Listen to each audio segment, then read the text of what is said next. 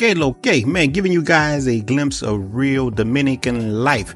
We had 5 or 6 hours of straight rain and we had a flood in the Sosua area. But the Dominican people are resilient, just like us Louisiana people, man. I'm used to stuff like this, but we did have some neighbors who lost some things, man.